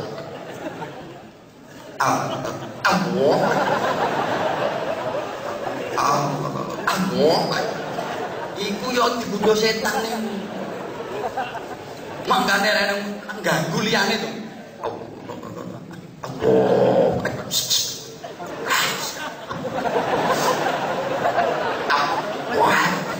Kan dadi mana? Lek ana wong salat model ngono ku, jongkrokno ae le, kesopet. Iya. Iku lek gak dijongkrokno gak waras-waras. Saya itu diajari sama guru saya. Ada orang wudu itu yang was-was. Wih, lek nyibo itu pakai jebor besar itu. Piyor. Wis rampung sampai tekan bualeni meneh karena was-was. Apa kata guru saya? Ambil jebornya, tutup ndasnya. Kalau nggak kayak gitu nggak sembuh-sembuh, nggak niat nutup ndasnya, tapi niat nutup setannya. Setan yang ganggu was-wasnya itu. Setan Masya Allah. Habis wudu masih diganggu sama setan. Didamoni. Iya. Dalane tutmu lho didamoni. Makanya kadang wis mari wudu, isih krasa pletuk-pletuk. Itu dalane tut disebuli setan. Oh nganggo sedotan aku nganggo apa gak ro. Telatene koyo ngono. Pol telatane arep situ. Maka Al-Quran menyindir kalau saya mengatakan bahwa kita itu dengan setan ono hubungan bulur, ya jangan marah. Memang ayat Qurannya juga ada. Innal mubadzirina kanu ikhwanasy syayatin. Sesungguhnya orang-orang yang boros, menghambur-hamburkan hartanya, mereka itu adalah saudaranya setan. Dihambur-hamburkan untuk urusan duniawi. Untuk menangkal setan itu, uangnya dimasukkan ke kotak yang nanti lewat sebentar lagi. Modelnya kok gak gelem ngono sih jam piro saiki. Nah, sebentar. Halo. Itu berarti fans beneran. Yang sudah fan ketika aku halo kono. Kene aku hai kono. Berarti kan ini fanku yang wakil juga. Makanya kok jemburin. Berarti udah lama ya kalian merindukan aku. Yang di atas sana juga rindu aku. Sama dong. Kamu rindu aku juga rindu kamu. Ini loh. Nah terus kenapa sih Islam kok mengatur yang namanya ukhuwah? Insya Allah ini akan disambung setelah pariwara berikut. Sponsor itu semuanya terjadi. Ini nyumbang kabeh ora. Karena ini ada pensuksesan pembangunan Masjid Agung Begu. Saya mohon bantuan kepada Ustadz Miftah untuk membaturi saya. Ngancani gitu dan memandu penggalangan dana. Siap? Ikhlas? Orang sedekah itu banyak gak apa-apa, yang penting ikhlas. Daripada sedikit tapi enggak. Nah, ini Ustaz lelang dulu apa keliling dulu? Hah? Keliling dulu. Nanti ada pelelangan yang dipandu oleh Ustaz Miftah. Tapi sebelumnya keliling dulu. Yang infaknya banyak saya doakan mudah-mudahan rezekinya semakin banyak. Minimal gampang boleh utangan.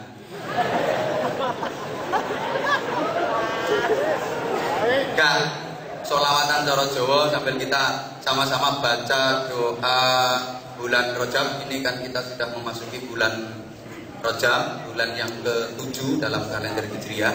Kan urutannya yang ke-7 ya. Kalau saya ngaji di Indonesia itu banyak orang Islam yang nggak hafal kalender Hijriah. Itu tak kasih rumus. Kita lucu kalau kalender yang Masehi Januari, Februari, Maret sampai Desember kita hafal, tapi yang Muharram Safar kita malah nggak hafal. Maka untuk memudahkan penghafalan itu tak kasih rumus muso, roro, juju, rosa, rosan, dul. Terus yang beguyu mesti dul gitu. Nah ini rumus ini untuk mudah menghafalkan muso, roro, juju, rosa, dul. Muso, Muharram Safar. Roro, Rabiul Awal, Rabiul Akhir. Juju, Jumadil Ula, Jumadil Akhirah. Rosya, Rajab, Syaban. Rosya, Ramadan, Syawal. Dul. Nah, Dul Qa'dah, Dul Hijjah. Itu kalau dirangkum Muso, Roro, Juju, Rosya. Apalmu dul tok. Berarti Rajab itu kalau diurut menempati urutan bulan yang ke-7, Syaban ke-8, Ramadan ke-9. Urutan. Aja kaya dagelan niku pelawak, ngitung mulane durut tekan dhuwur. Pulau Jawa, Suro, Sapar, Mulut. Mulut itu cangkem. Suro, Sapar, Mulut, batu mulut Jumatil Awal, Jumatil Akhir, Rejeb. Ruah, Poso, Sawal, Selo besar.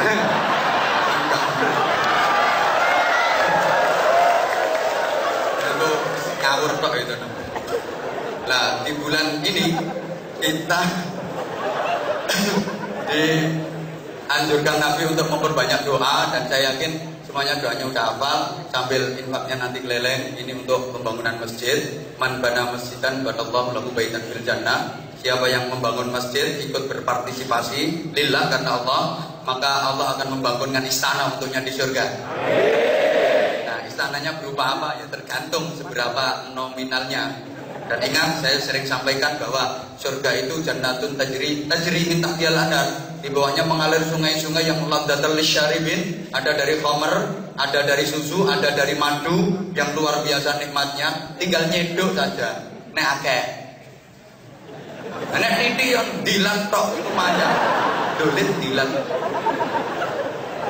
Sing iso nyedok yo 1 juta. Ya minimal separuh gaji lah.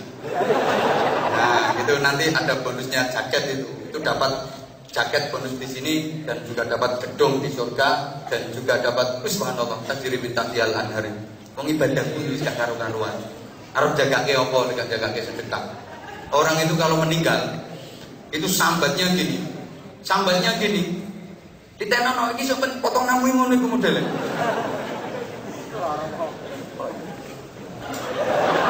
Rabbi laulal jahuni la'alli a'malu shalihan fima taraktu kalanikum anfiqu mimma razaqnakum min qabli ayati ahadukum maut fa yaqulu rabbi laula akhartani ila ajarin qarib fa asaddaqa wa akum minas shalihin. Merintih, ya Allah, ya Allah, tundalah kematianku sebentar saja ya Allah, sebentar saja. Kenapa dia merintih minta ditunda kematiannya? Fa asaddaqa, saya akan bersedekah ya Allah, saya akan bersedekah. Kenapa? Karena orang menjelang kematian itu sudah diketokkan, sudah ditunjukkan nama Allah bahwa sedekah itu luar biasa, bisa menolong, bisa membela, pahalanya luar biasa. Dia nggak ngomong saya akan melakukan wiridan ini, saya akan melakukan ibadah ini, tidak, tapi saya akan bersedekah. Bukan kok saya kalau dihidupkan lagi saya akan berangkat umroh, saya akan pergi haji, enggak, tapi fa'as-sadaqah. Karena memang mesti diketokke betapa sedekah itu punya nilai yang luar biasa. Yo nyelametke nang donya, yo nyelametke nang akhirat. Kepinginnya seperti itu. Nah, di sana juga ada bidadari yang cantik-cantik luar biasa. Mosok bidadari kok 1000.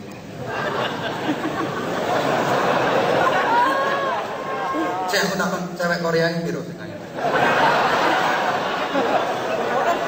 Kuwi tong tute basin. Eleke yo kecut. Pindah dari surga. Masya Allah. Mahal bro. 1000. Nginceng tok kowe. Malah ngelek itu oleh nginceng tok. Mahal. Maka Rasulullah itu wafat sepeser pun gak meninggalkan harta warisan. Karena kenapa? Semua kekayaan Rasulullah dibawa ke akhirat. Rasulullah itu kaya, jangan dipikir Rasulullah itu miskin. Kaya. Zaman itu wong nikah sama Sayyidah Khadijah ada maharnya 200 ekor unta merah. Terus saya kira limusin gitu. 200 enggak yo 10 dealer. Zaman kira-kira soalnya nikah mahar itu. Terus saya ketemu sak legeke.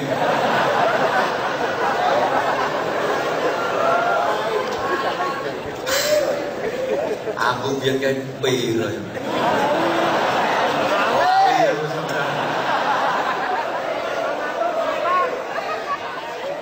Apa ngomong saya banget tuh? Menyek kakean. Subhanallah. Tapi hartanya Rasulullah itu seluruhnya dibawa serta ke akhir. Apa sih yang akan menyertai kita? Toh mataul hayatin dunya. Dunya ki memang mataul ghurur, kehidupan yang menipu. Apa yang akan menipu di dunia? Kekayaan, pakaian yang bagus, harganya mahal-mahal, menipu. Kita pasti akan kecewa. Ujung-ujungnya jadi gombal mukio. Makanan yang nikmat dibeli mahal-mahal, ujung-ujungnya jadi. Coba kita pikir, rumah megah mewah, ujung-ujungnya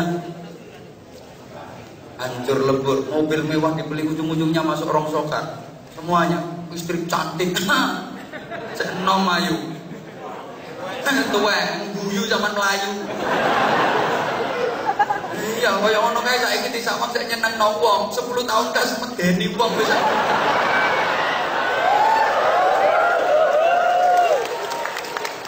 Ora usah tepuk tangan kok potonganmu ya padha.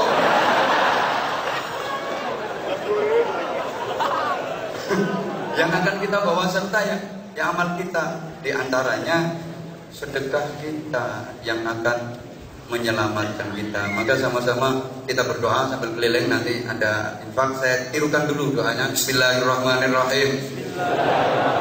Allahumma barik lana fi rajaba wa sya'bana wa ballighna ramadana bi rahmatika irhamna. Allahumma barik lana fi rajaba wa sya'bana wa ballighna ramadana bi rahmatika irhamna. Allahumma barik lana fi rajaba wa sya'bana wa ballighna ramadana bi rahmatika irhamna.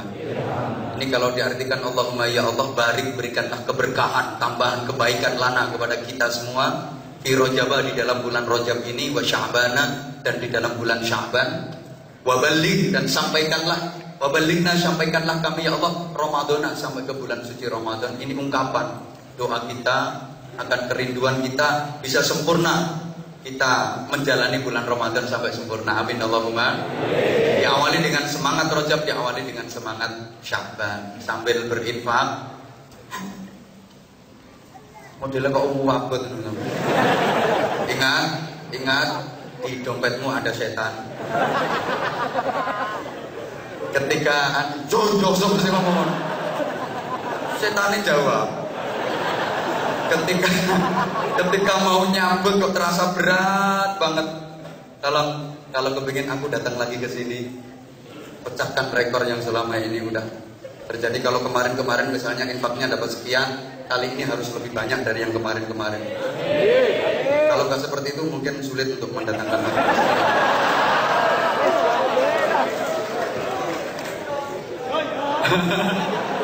Dia ngomong yo paling 200 kan.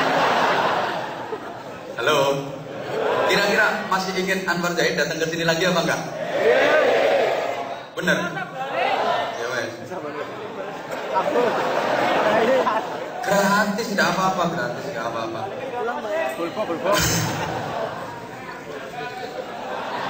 Dipikir aku rene iki ngelangi ngono. Ini perjuangan yang kita nggak perjuangan berapa hari meninggalkan istri, meninggalkan santri demi sampean.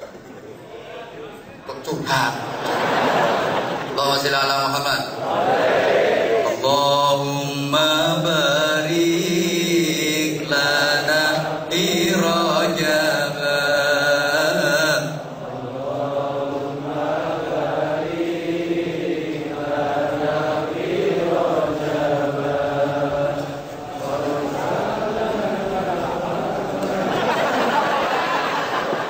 Ganti lagune dipakai apal kae. Allahumma barik lana fi Rajab wa Sya'bana wa ballighna Ramadana bi rahmatika irhamna wa ballighna Ramadana bi rahmatika irhamna. Ono kardus riwa karinya riwi abot men baleni. Ono kardus riwa kardus njaluk diiseni sing ngiseni akeh rezeki, gak ngiseni bakal cepet rugi kok mati. Ya wes sakarepmu awas cepet mati tenan. Sing gak ngiseni ayo cepet baleni ngiseni. Teko kene mati kok didongakno wong sakmene akeh. Sing ngiseni akeh rezeki, gak ngiseni bakal cepet. Ayo donga. Allahumma barik lana fi Rajab wa Sya'bana.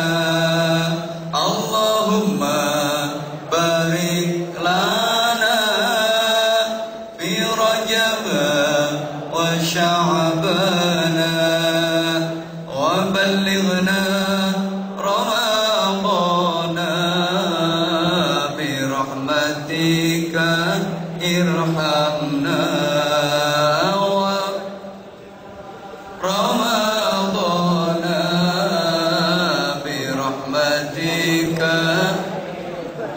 Udah habis sholawat ini masih terus ngaji nih. Saya separuh ini. Ono kardus keluyuran nyauto bro. Sekompal tangane tok, lambemu melu aku. Nyauti ono kardus keluyuran aja-aja golek ganjaran sing maringi disayang pangeran, gak maringi kancane irhamna wa ballighna Ramadana bi rahmatika irhamna. Ono kardus riwa karinya riwi abot men baleni. Ono kardus riwa kardus njaluk diiseni sing ngiseni akeh rezeki, gak ngiseni bakal cepet rugi kok mati. Ya wes sakarepmu awas cepet mati tenan. Sing gak ngiseni ayo cepet baleni ngiseni. Teko kene mati kok didongakno wong sakmene akeh. Sing ngiseni akeh rezeki, gak ngiseni nyekseni bakal cepet. Ayo donga Allahumma barik lana fi Rajab wa Sya'bana. Allahumma barik lana fi Rajab wa Sya'bana wa ballighna Ramadana bi rahmatika irhamna wa Ramadana bi rahmatika. Udah habis sholawat ini masih terus ngaji nih, saya separuh ini. Ana kardus kelu nyauto bro, sing ngompal tangane tok, lambemu melu aku. Nyauti ana kardus kelu aja golekkan ing maringi disayang